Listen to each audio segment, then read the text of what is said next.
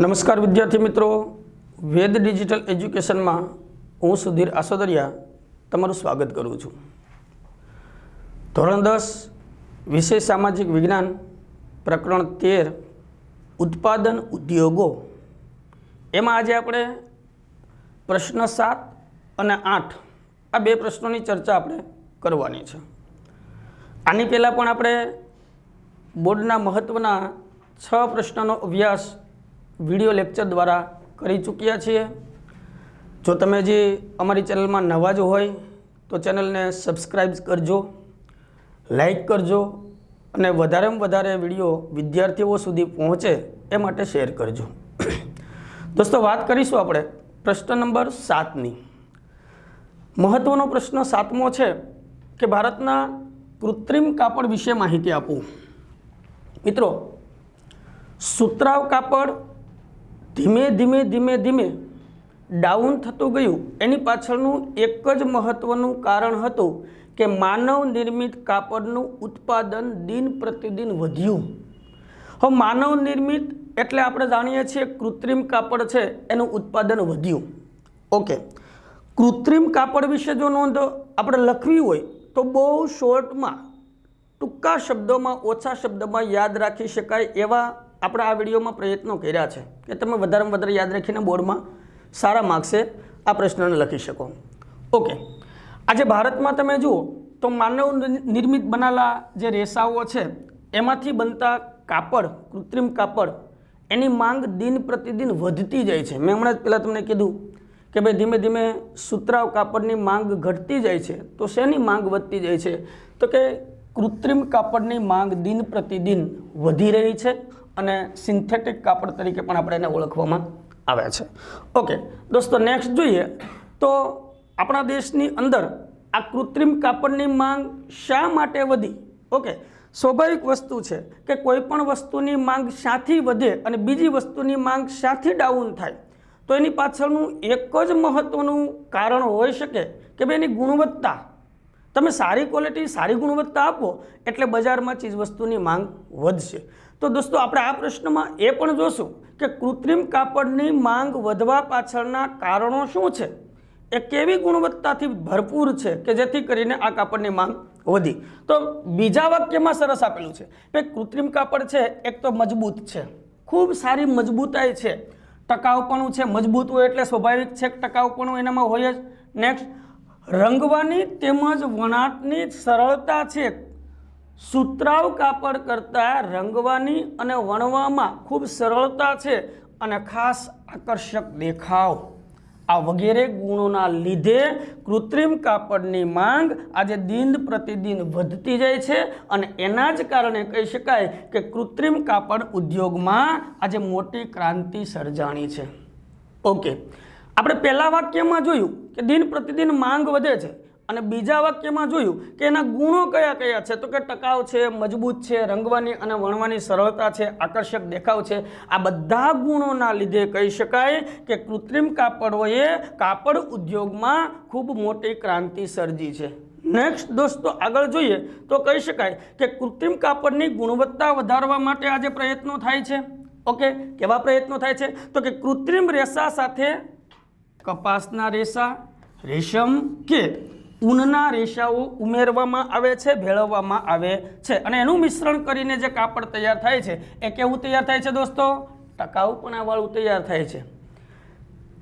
કૃત્રિમ રેસા, કૃત્રિમ રેસામાંથી બનેલું કાપડ એને કૃત્રિમ કાપડ આપણે કહીએ છીએ, પણ એની મજબૂતાઈ લાવવા માટે, એને ખૂબ સારું ટકાઉ બનાવવા માટે આજે શું કરવામાં આવે છે? તો કે એની સાથે કપાસના રેસા ભેળવવામાં આવે છે, રેશમ કે ઊનના રેસા ભેળવવામાં આવે છે અને મિશ્રણ કરવામાં આવે છે અને કાપડ તૈયાર કરવામાં આવે છે।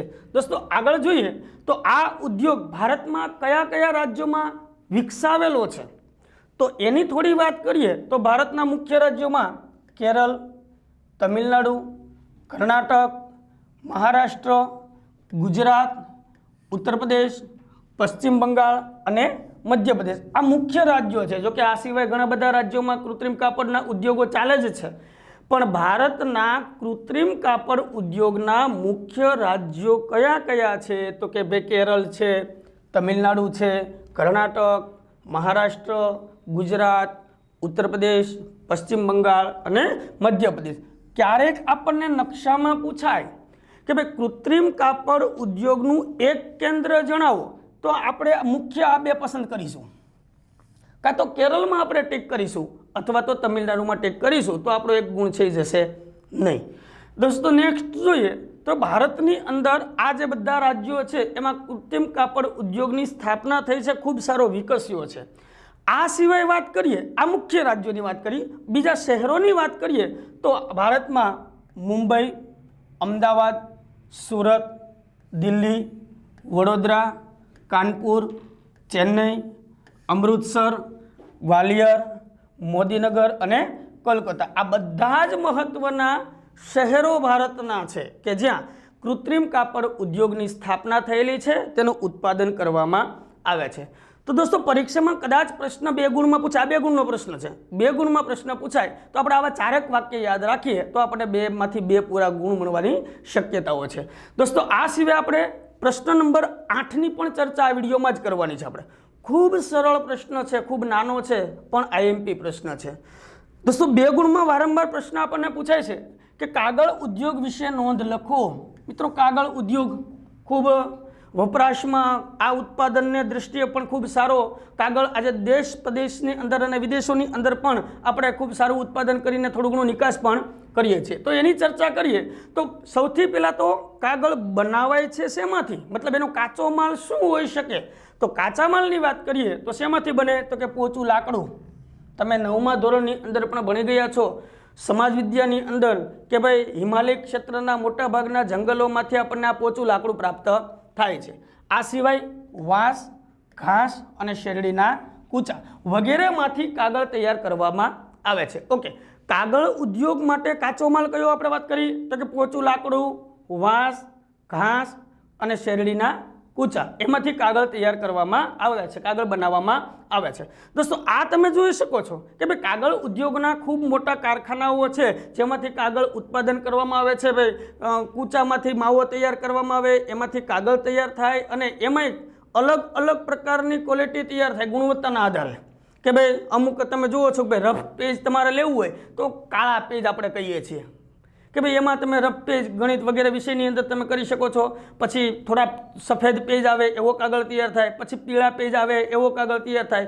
અલગ અલગ ગુણવત્તા ધરાવતા કાગળનું ઉત્પાદન ભારતમાં કરવામાં આવે છે. દોસ્તો નેક્સ્ટ જોઈએ તો ભારતમાં કાગળ ઉદ્યોગ કઈ કઈ જગ્યાએ કયા કયા રાજ્યોમાં સ્થિત છે એની ચર્ચા દોસ્તો આપણે કરીએ તો ખાસ કાગળ ઉદ્યોગ આંધ્રપ્રદેશ, મહારાષ્ટ્ર, પશ્ચિમ બંગાળ, ઓડિશા, કર્ણાટક, ગુજરાત, મધ્યપ્રદેશ, છત્તીસગઢ, તમિલનાડુ, હરિયાણા વગેરે રાજ્યો એ કાગળ ઉત્પાદન કરનારા રાજ્યો છે.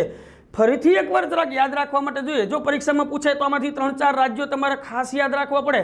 મહત્વના રાજ્યોની વાત કરીએ તો એક છે આંધ્રપ્રદેશ, બીજું મહારાષ્ટ્ર, ત્રીજું પશ્ચિમ બંગાળ, નેક્સ્ટ ઓડિશા, કર્ણાટક, ગુજરાત, મધ્યપ્રદેશ, છત્તીસગઢ, તમિલનાડુ અને હરિયાણા. આ બધા રાજ્યોમાં કાગળનું ઉત્પાદન ખૂબ સારું કરવામાં આવ્યું છે, એના કેન્દ્રો સ્થાપવામાં આવેલા છે.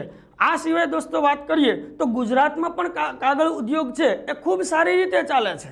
ભલે પોચું લાકડું આપણે બીજા રાજ્યોમાંથી આયાત કરીએ છીએ પણ કાગળનું ઉત્પાદન ગુજરાતમાં પણ થાય છે. તો ગુજરાતમાં કયા કયા જિલ્લામાં કાગળ ઉદ્યોગ સ્થપાયો છે તો એની વાત કરીએ તો ગુજરાતમાં અમદાવાદ, રાજકોટ, સુરત, વાપી, વલસાડ અને વડોદરા વગેરે જિલ્લામાં ગુજરાતમાં પણ કાગળ ઉદ્યોગ સ્થાપવામાં આવ્યો છે. કાગળ ઉદ્યોગ વિકસ્યો છે અને કાગળ ઉદ્યોગની દ્રષ્ટિએ ભારત દેશ છે અત્યારે જરૂરિયાત પ્રમાણે કાગળનું ઉત્પાદન કરે છે. તો દોસ્તો આ પ્રશ્નમાં આપણે આટલું રાખીશું. નેક્સ્ટ વિડીયોમાં નવા પ્રશ્નો જોઈશું. જય હિન્દ, જય ભારત.